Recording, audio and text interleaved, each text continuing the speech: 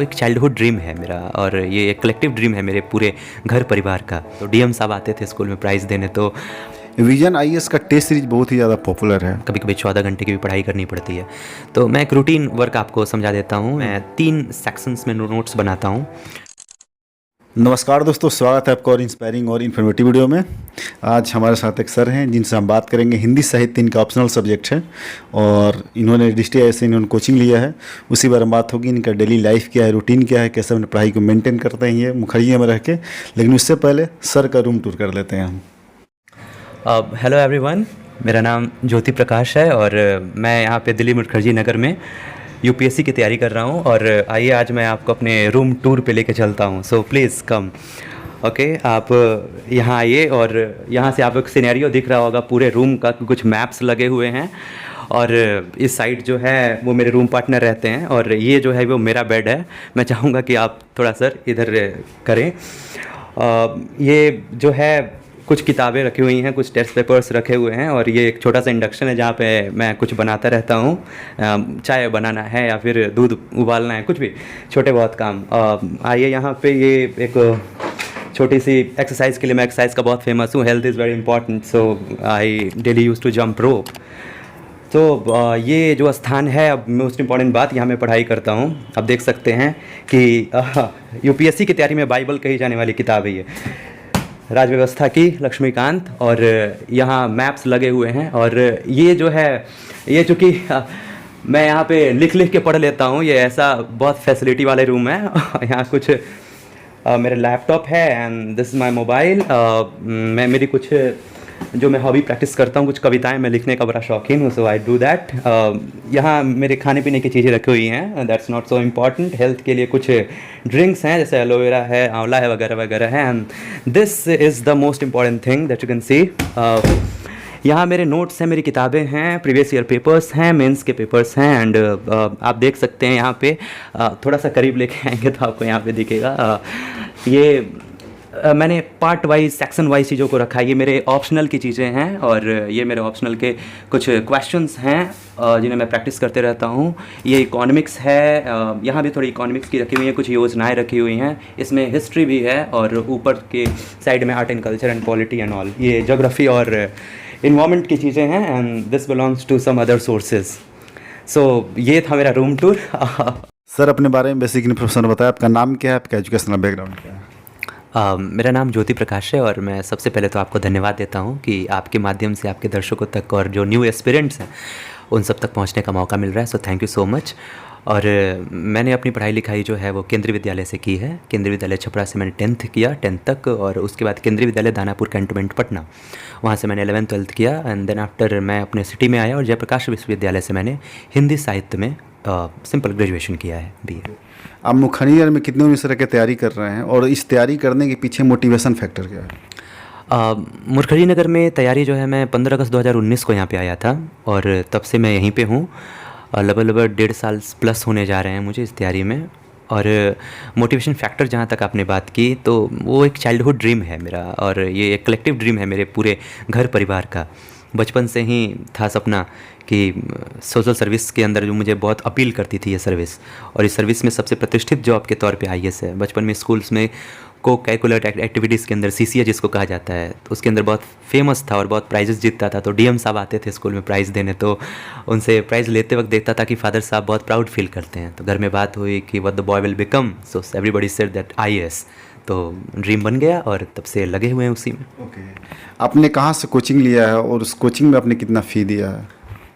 Coaching जो है मैंने ऑप्शनल की कोचिंग जो है दृष्टि IAS से ली है, जिसकी फ़ीस लगभग 35,000 रुपये मुझे लगी।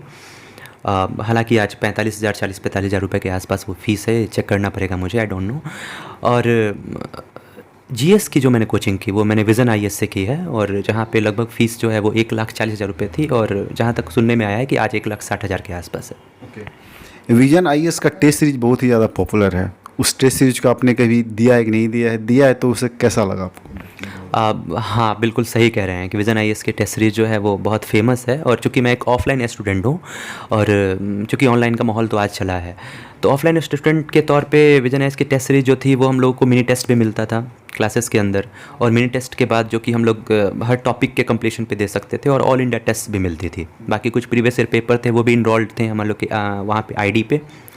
तो लगभग एक पावर पैक जो है वो चीज़ें हैं। और इस टेस्ट की सबसे खूबसूरत बात ये है कि आप टेस्ट देते हैं, टेस्ट के बाद जो है उसके अंदर आपको एक्सप्लेनेशंस मिलते हैं, एक्सप्लेनेशंस के बाद आपको उसके डिस्कशंस वीडियोस मिल जाते हैं।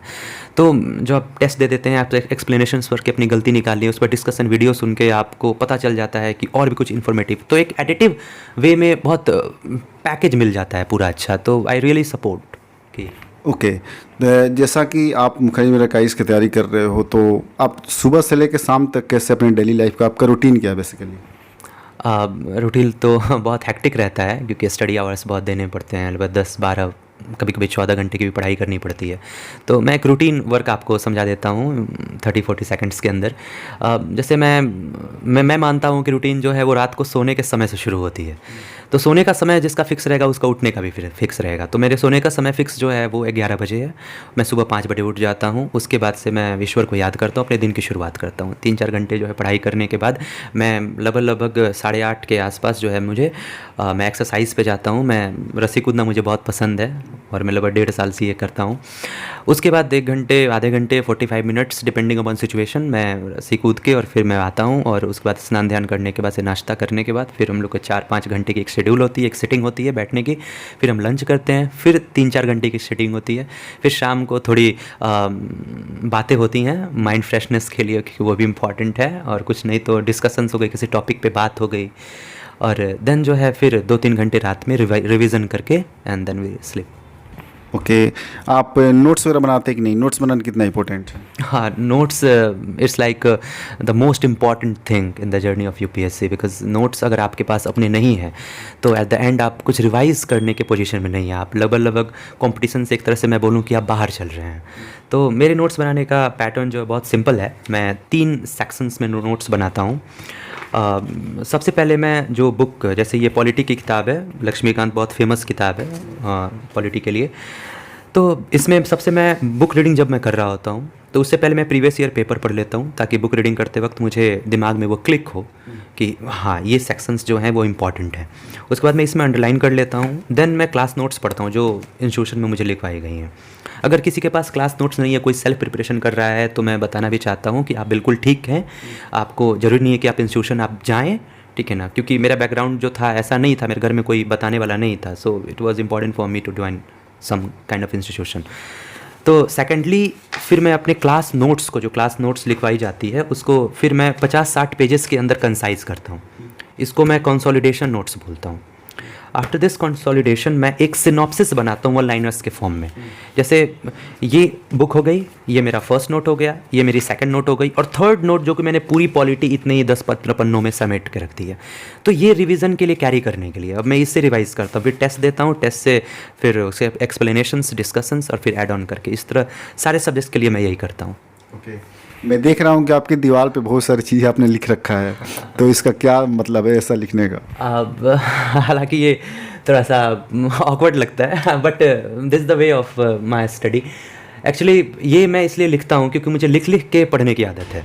कोई भी चीज़ जो मैंने याद की उसको मैं कोशिश करता हूँ कि मैं एक बार लिख लूँ, और ये चूँकि मिट जाता है, उन्हें पेजेस भी बच जाते हैं तो थोड़ा हालांकि इस पर मैं लिख देता हूँ। ये इसका वो तो जोक्स अपार्ट, इसका बेसिक कारण ये है कि इसको लिखने के बाद ये मेरे सामने रहता है। तो कोई और सब्जेक्ट पढ़ते पढ़ते अगर मेरा ध्यान डिस्ट्रैक्ट होता है या मैं कहीं और जाता हूँ तो मैं इन पे देखता हूँ, तो अचानक से वो भी चीज़ दिमाग में हिट होती है। तो एक स्पॉन्टेनियस रिवीजन चलता रहता है कंटिन्यूअस। तो इसलिए मैं इन चीज़ों पर लिखता हूँ। मैप होता है साथ में, मैं मैप से भी इसको कोरिलेट करके देखते रहता हूँ। इस बार का प्रीलिम्स देना है आपको? जी, इस बार में। तो इस बार की प्रिपरेशन कैसी है आपकी? और इस अभी मुश्किल से 27 जून को एग्ज़ाम होने वाला है, तो 100 दिन से भी कम दिन बचे हुए हैं, तो इसको कैसे आप प्रिपेयर कर रहे हो? अब हालांकि अल्टीमेटली चूँकि सबको यहाँ पे कंपटीशन बहुत टफ है, so at the end of the day we are working very hard. अभी दिन में लगभग 14 घंटे की पढ़ाई होती है, कभी कभी 15 घंटे भी जा रहे हैं, और कभी कभी अगर शेड्यूल बहुत, या फिर तबीयत की, या फिर हेल्थ को लेके, या फिर मूड को लेके अगर ऐसे होता है तो फिर 12 घंटे तो मिनिमम पढ़ाई हो रही है, क्योंकि समय बहुत कम है। तो अभी बेसिक 3 स्टेप में पढ़ाई हो रही है, टेस्ट लग रहे हैं और उसके बाद से कंटिन्यूस रिवीजन हो रहा है, टेस्ट लग रहे हैं, उसके बाद वापस रिवीजन हो रहा है, फिर टेस्ट लग रहे हैं, वापस रिवीजन हो रहा है। तो इस प्रोसेस के अंदर जो है वो चीज़ें चल रही हैं, ऐड ऑन होता है, डाउट्स जो हैं वो मेंटरशिप से पूछे जा रहे हैं, तो ये सारी चीज़ें जो हैं वो हो रही हैं। ओके। मेरे चैनल का बहुत ही पॉपुलर क्वेश्चन ये है कि यूपीएससी की जर्नी होती है, बहुत लॉन्ग जर्नी होती है, कभी कभी पंचवर्षीय, कभी कभी सप्तवर्षीय योजना भी हो जाती है। वो तो अलग प्रिपरेशन के ऊपर डिपेंड करता है और थोड़ी इसमें किस्मत भी होती है। तो एक डिमोटिवेशन फील होने लगता है, फ्रस्ट्रेशन फील होने लगता है कि मन करता है कि गिव अप कर दे। तो आप पर्सनली इसको कैसे हैंडल करते हो? पर्सनली चूँकि मैं एक साहित्य का विद्यार्थी हूँ, तो मैं पर्सनली इसको अपनी कविताओं को लिख के हैंडल करता हूँ। कोई कविता भी गुनगुना देंगे आप प्लीज़? जी, मैं एक कविता है जो कि मुझे बड़ा मोटिवेट करती है हमेशा, क्योंकि वो कविता मेरी पहली कविता है और उसको जब मैंने लिखा था तो मुझे कविता लिखने का कोई आइडिया नहीं था और मैंने उसको लिखा और पता नहीं कैसे वो कविता लिखी, अब ये आप जज करेंगे, दर्शक जज करेंगे। मैं उस कविता को ही हमेशा गुनगुना देता हूँ जब भी मैं डिमोटिवेट होता हूँ, and I hope that it will help to the aspirants also. कविता कुछ ऐसी जाती है कि रुके कलम से सोच रहे हैं, आज इशारा बस मिल जाए, डूब रही कश्ती साहिल को एक किनारा बस मिल जाए, लिखना अगर कागज़ पर तो हम लिखते क्या लिख जाएंगे, रोके हम ना हमें आज तो कुछ ना कुछ कर जाएंगे, जागे हम हैं हम ही जगाएं जग को आज ज़माने से, गम के रूप लकीरों में हैं सुलझाने को नोच रहे हैं, एक सितारा बस मिल जाए, रुके कलम से सोच रहे हैं आज इशारा बस मिल जाए।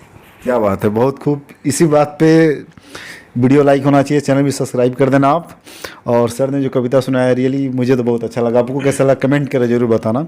और सबसे मैं रिक्वेस्ट करूंगा कि सर को ऑल द बेस्ट ज़रूर कहें और आप भी जाएँ प्रिपरेशन करें। Thank you so much sir कि अपना बहुत ही कीमती समय आप निकाल के मुझसे बात किए। अंत में एक क्वेश्चन और कि क्या कहना चाहेंगे जो आपको देख रहे हैं? हेलो गाइज़, आप सब जो मुझे देख रहे हैं, ऐसा नहीं है कि यूपीएससी की प्रिपरेशन कोई बहुत ज़्यादा, हम लोग सब एक मिडिल क्लास बैकग्राउंड से, मेरे फादर टीचर हैं, मेरी मम्मी होम मेकर हैं, एक 6 लोगों का एक छोटा सा परिवार है, 25-30 हज़ार की एक मासिक आय होती है हमारे यहाँ पे, फादर रिटायर कर चुके हैं, लेकिन फिर भी मैं हिम्मत कर सकता हूँ। और मेरे जैसा इंसान एक छोटी सी गली से निकल के अगर आके यहाँ पे तैयारी कर रहा है और अपने आप को इस लायक मान रहा है कि वो कल इस जर्नी में बहुत आगे जाएगा, तो आप सब भी कर सकते हैं। My best wishes to single one of you. Thank you so much. Thank you so much sir, all the best.